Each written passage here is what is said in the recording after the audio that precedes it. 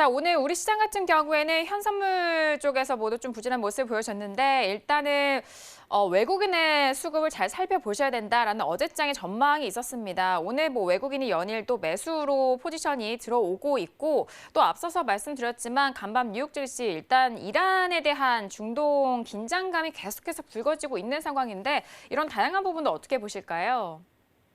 네, 사실 뭐 복합적으로 좀 좋지 못한 그런 흐름이 아닌가 생각을 합니다. 미국과 이란 쪽의 어떤 흐름은 그동안 쭉 있어왔던 그런 흐름 아니겠습니까? 그래서 뭐 그런 것들이 불안감으로 작용했다 그렇게도 볼 수가 있을 것 같은데요.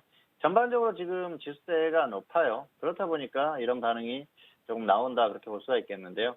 아직까지는 그런 것들로 인해서 시장이 뭐 크게 위축되거나 그런 흐름 정도는 아닌 것 같습니다. 미국 시장만 보더라도 잘 버티는 흐름이 나오지 않습니까? 오늘 중국이 크게 하락하긴 했는데요.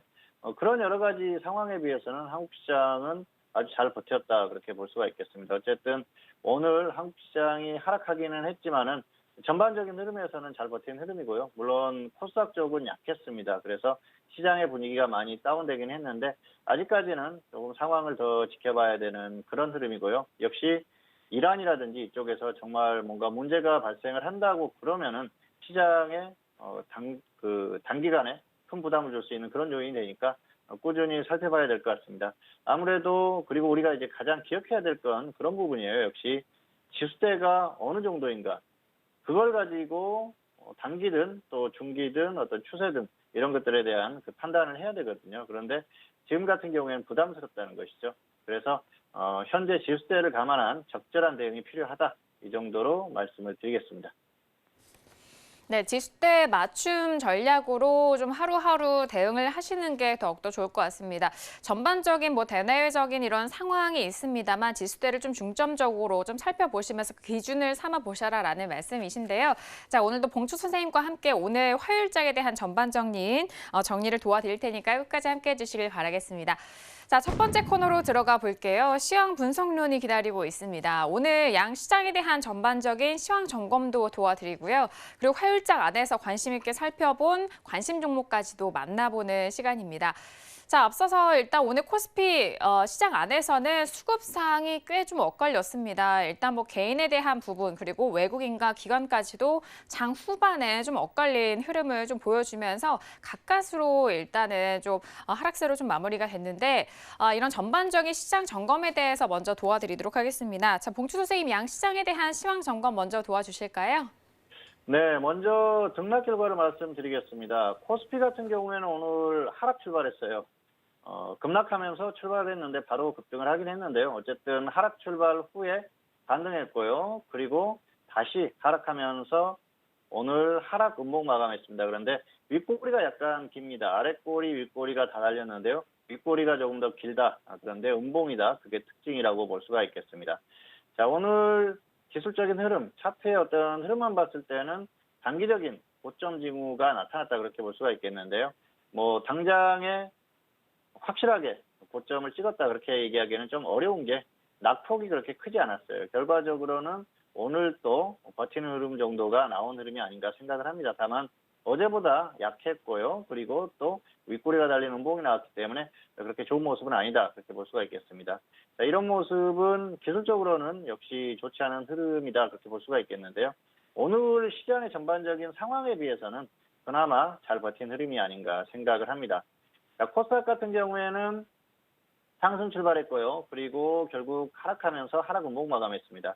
코스닥은 오늘도 굉장히 약했어요. 그래서 지금 뭐 모양을 보면은 그 장대 양봉 같은 뭐 그런 모습도 보였는데 낙폭이 그렇게 크지는 않았습니다. 다만 장중의 흐름 자체는 많이 불안했다 그렇게 볼 수가 있겠고요. 전반적으로 종목 흐름이나 이런 것들이 좋지 못했습니다. 최근에 코스닥의 흐름을 보면 역시 코스피보다 현저히 약하죠. 오늘 또 그런 모습이 이어졌다고 보시면 될 것 같고요.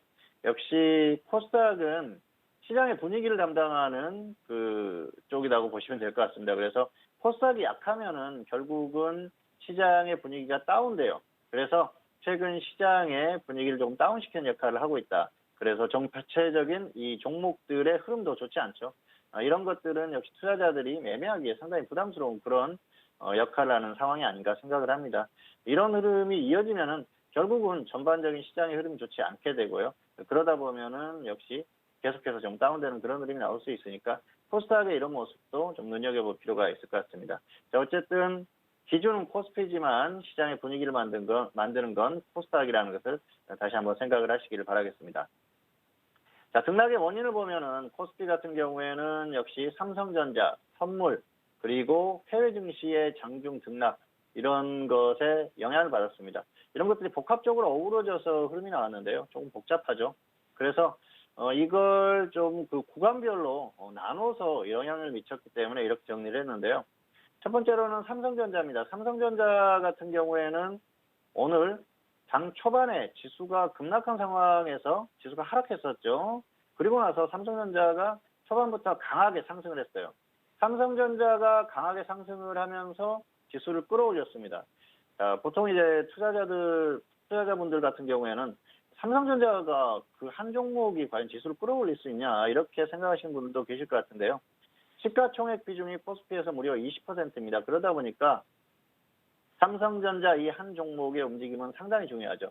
자, 오늘 삼성전자가 초반 저점에서부터 장중 고점까지 상승하면서 지수를 상승시킨 코스피의 수치가 단순 계산했을 때 5포인트가 넘습니다. 6포인트 가까이 되는데요. 그러다 보니까 굉장히 큰 역할을 했죠.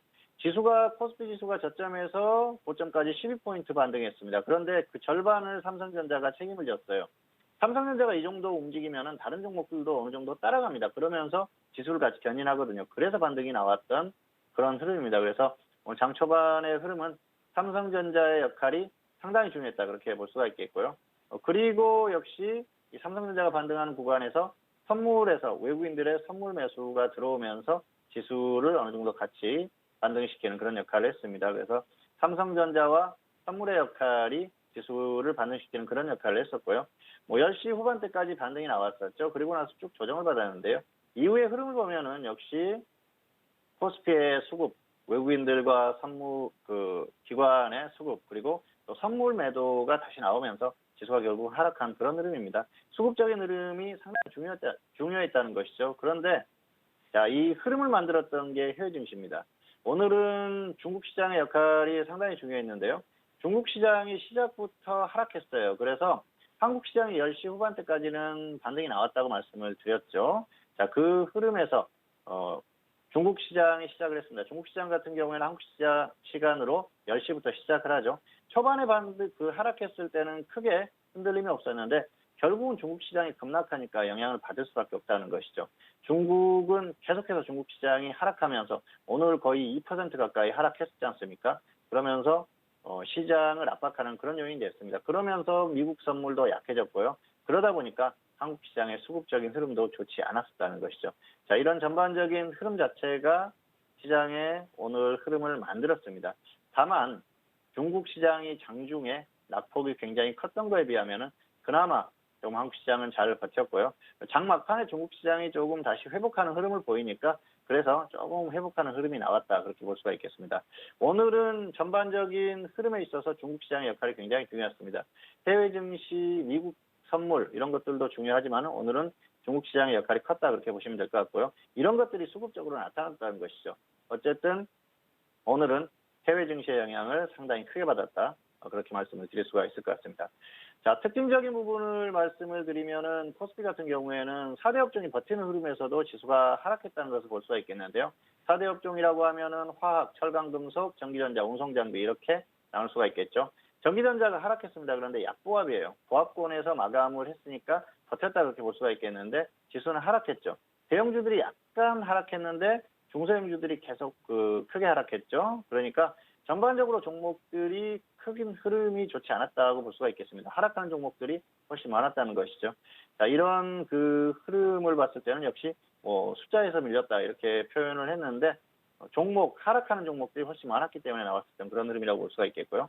코스닥 같은 경우에는 오늘 암호화폐 테마주들이 강했습니다.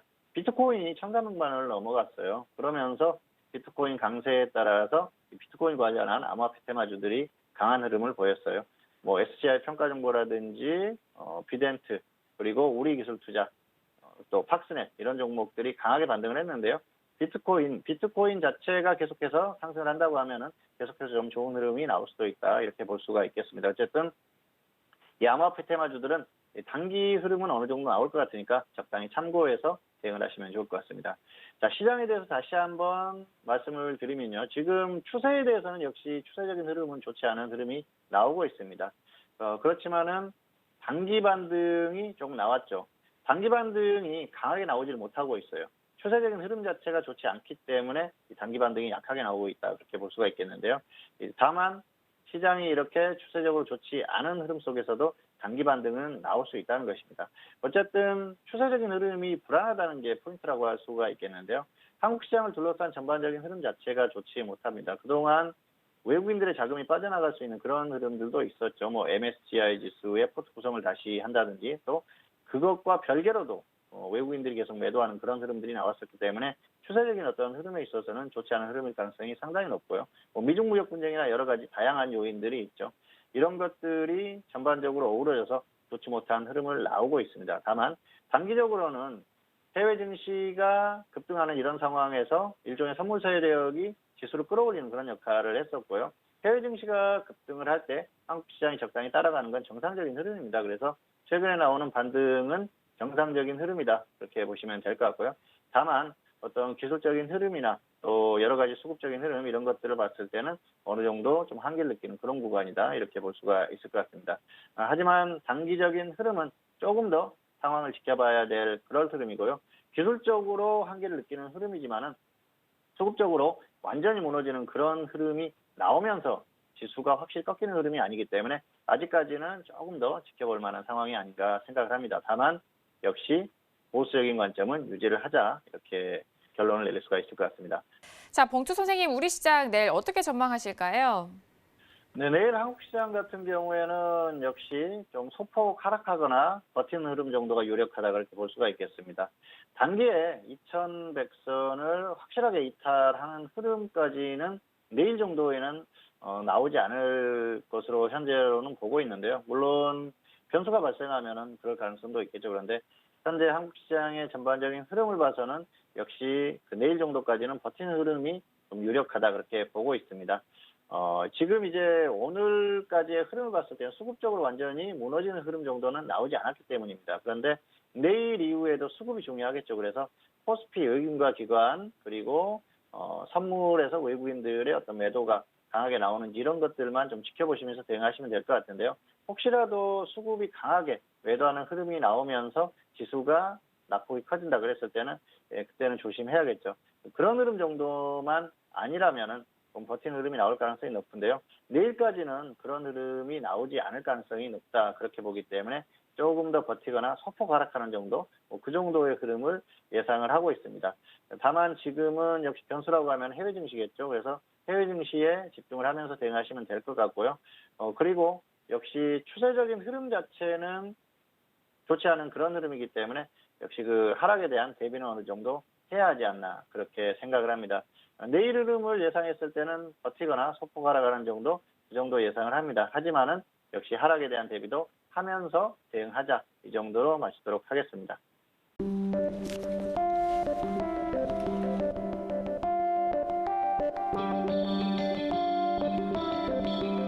글로벌 경제 채널 서울경제TV